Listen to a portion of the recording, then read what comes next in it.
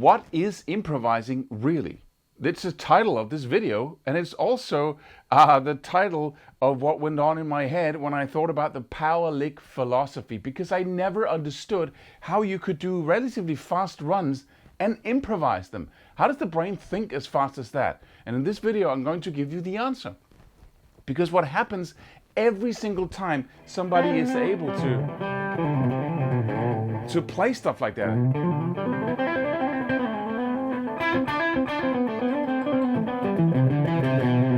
You know, what's going on, right? Nobody can think that fast, but we can, because we speak that fast. We put together terms and words and, you know, and verbs and all kinds of stuff, and we create meanings just instantly with no hesitation. How does that happen? It happens through patterns. First, we learn the 24 letters of the alphabet, or at least we don't, necessarily learn them on a piece of paper, but we learn the sounds, the b, ka, ka, ka, whatever, right? We learn these vocals and these consonants, and then we learn to put them together, ka, right? And then we can speak something, and people do things when we say stuff, right? Idiot, right? They kind of, and that's amazing. So we can influence the world through language, and then we get inspired by that. We get obsessed by that. And pretty soon we create more and more words when we're children, and they take on a life of their own because they start putting themselves together by themselves in our heads. So pretty soon we go from, struggling to just say the most simple words to not being able to stop talking in our heads, right? Constantly, we wake up in the morning and then the chatterbox just starts all day, right? Constantly. So if you're obsessive compulsory, Claus, everybody has that, where we have this, but so we can do the same thing here. But what do we need to do? Well, we already got the recipe. We need to have an alphabet, and we need to be able to practice putting those little terms, words, or little elements together on the fretboard. How does that look practically? Well, it looks like sequences. We can learn lick after lick after lick, and then we can struggle for 1 or 2 decades to try and put that stuff together and improvise. It's a dysfunctional strategy of improvisation. It's fine to learn licks, don't get me wrong. There's a lot of really cool phrasing information in there. Once you know how to play that and make it sound in the same way, and you have learned so much. You've learned phrasing and bending and sliding perhaps, and pinch harmonics over here and all kinds of stuff, right? So licks are great. It's a great little training ground. But if we look at them as the basis of improvisation, we're kidding ourselves. It's ridiculous. We can't use that. What we can use is that we can train our fingers to go through different patterns, like for instance,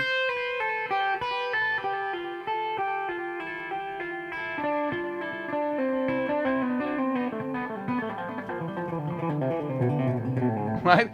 And 4 notes down, 1, 2, 3, 4, and then I go to the second highest note, and then I go 4 notes down, 1, 2, 3, 4, and then I go to the third top note, right? 1, 2, 3, 4, and then like a staircase, right? I go 3 steps up, okay, 4 steps up, 3 steps back, 4 steps up, 3 steps back, and I can come up with something else. I can go 3 steps up, 1, 2, 3, and then back to 2, and then 1, 2, 3, and then back to 3, and then 1, 2, 3, right? So I can go.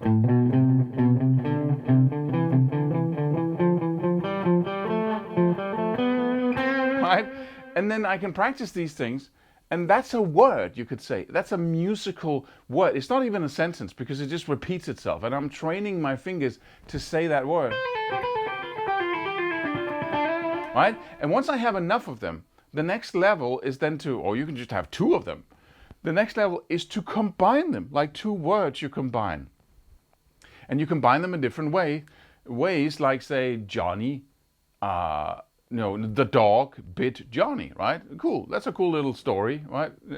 A painful story for Johnny.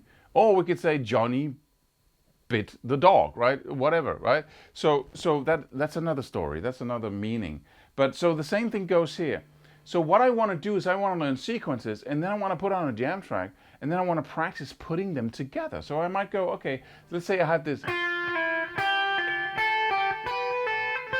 Right? In this case, I'm in the key of A minor, so I have the 5th, the 6th, and the 8th fret on the B string, and the 5th, the 7th, and the 8th fret on the high E string, for this example. And you don't need tabs for this. That's not the point. You need to listen to what I'm saying and do the thing I'm saying, because then you will get the skill. But so what we do is we take a sequence like this where you go up one step, and then or you start on the second step of the staircase, then you go back, then you start on the third step and you go one step back, then the fourth and one step back. It sounds like this.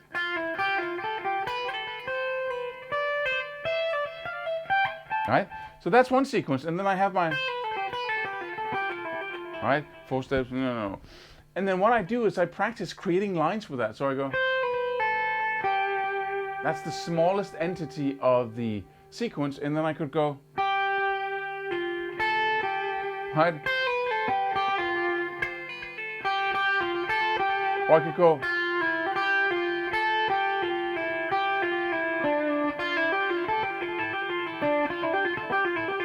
right?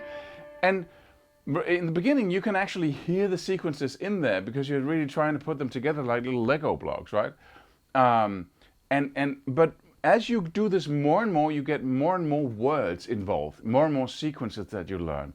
And then pretty soon you can't hear anything anymore. You can't hear the sequences. It's just your fingers being trained to move in different directions and different patterns, and you put that together. The brain can process that at an incredibly fast level, and it becomes automatic, like a language. You just do whatever you want with it.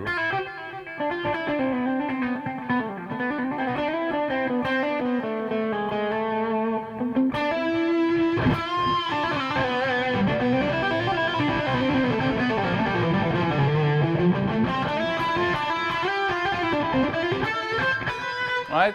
So it becomes that kind of freedom in expressing yourself suddenly.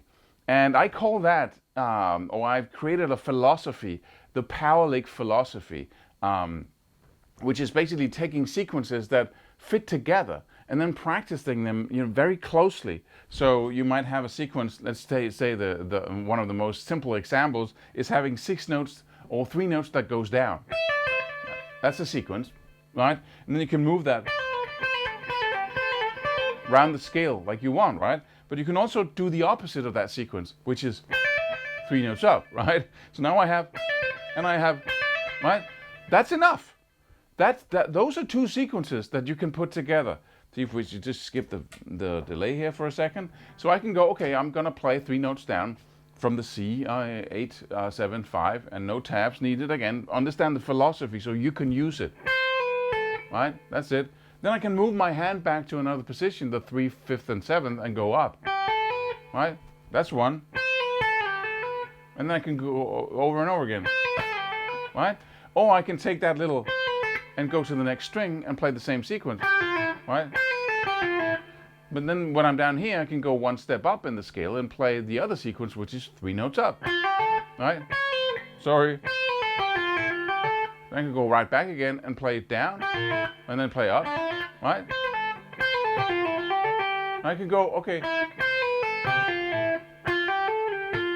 right?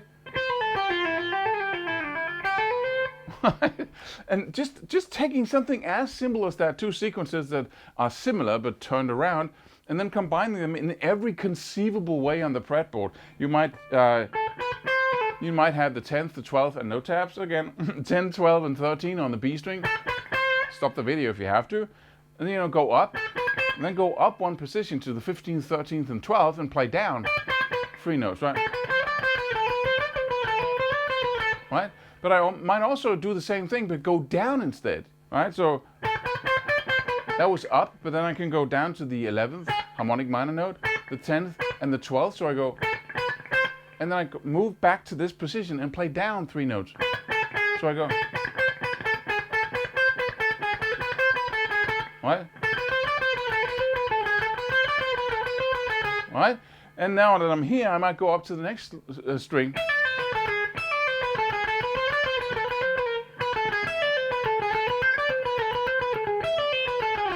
Right?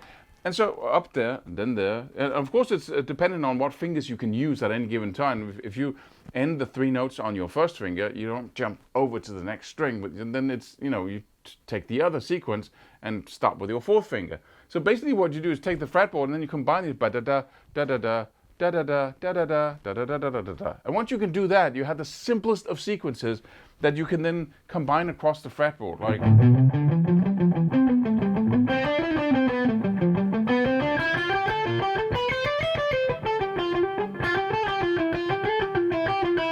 Right?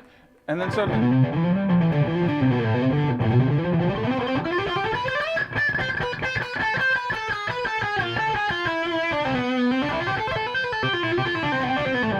Right? And suddenly something happens in the brain at some point where you set yourself free, and suddenly you're playing these runs and you're creating these lines. That's the philosophy you need to use, because that shines into what you choose to practice, what you really consider practicing the fundamental tools of improvisation or not. And it goes for tune-up string sequences as well. Those are gold.